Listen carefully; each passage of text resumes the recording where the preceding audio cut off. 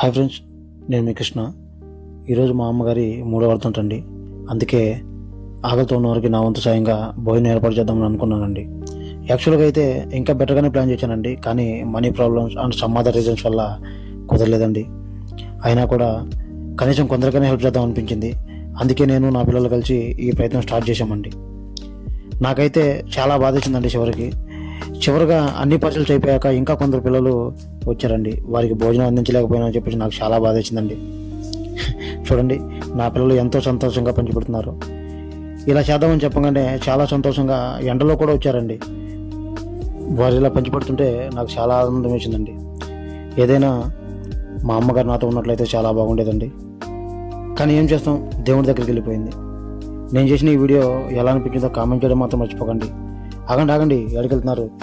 Subscribe చేయడం మాత్రం మర్చిపోకండి. ఒక్క లైక్, ఈ వీడియో కనుక నచ్చినట్లయితే ఖచ్చితంగా లైక్ చేయడం